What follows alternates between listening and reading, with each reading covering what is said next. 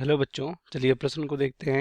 यहाँ पर प्रश्न दिया गया है, निम्न में से किसके उत्सर्जन के लिए मनुष्य का विक्र और अमीबा की संकुचनशील रिक्तिका एक समान कार्य करती है। पहला विकल्प है ग्लूकोज, दूसरा विकल्प है अतिरिक्त जल, तीसरा है यूरिया एंड चौथा है अमोनिया।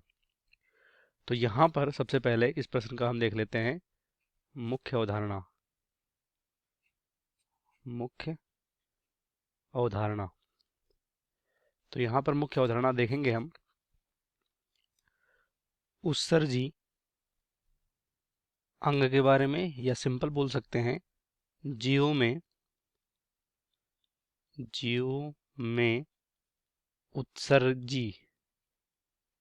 उत्सर्जी अंग के बारे में यहाँ पर देखेंगे हम।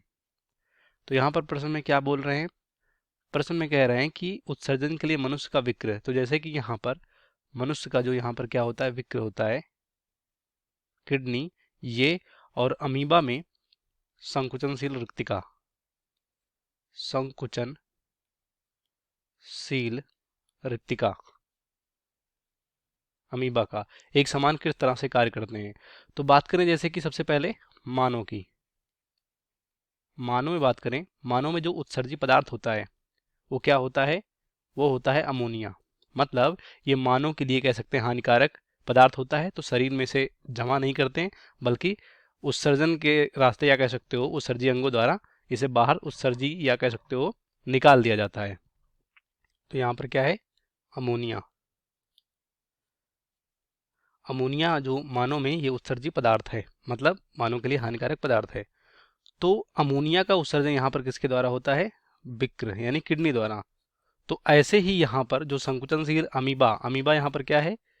एक कोशिकीय जीव है ये।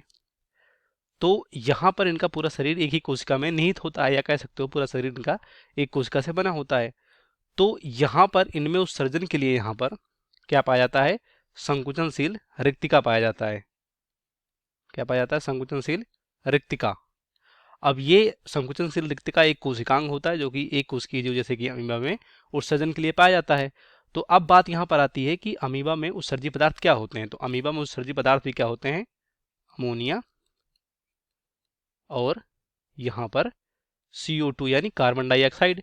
जो भी इनमें अमोनिया और कार्बन डाइऑक्साइड बनता है वो इसी संकुचनशील रिक्तिका में जमा होता है, और इसी के द्वारा ये आगे उत्सर्जन, या कह सकते हो बाहर निकाल देते हैं।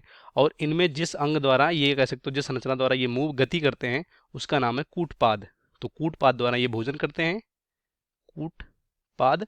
और यहाँ पर संकुचनशील रिक्तिका द्वारा ये उत्सर्जी पदार्थों का संग्रह करते हैं, और इसी के द्वारा उत्सर्जन करते हैं, कूटपाद।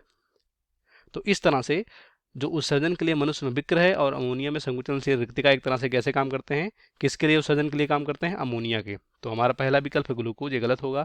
दूसरा अतिरिक्त जल, ये भी गलत होगा। तीसरा यूरिया, ये भी गलत होगा। और लास्ट में है अमोनिया। तो अमोनिया यहाँ पर दोनों में उत्सर्जी पदार्थ होता है, तो एक समान अमोनिया के लिए यहाँ पर कार्य करते हैं। तो इस प्रश्न का सही विकल्प डी होगा, बाकी सभी गलत हो जाएंगे। उम्मीद करते हैं आपको प्रश्न समझ में आया होगा। धन्यवाद।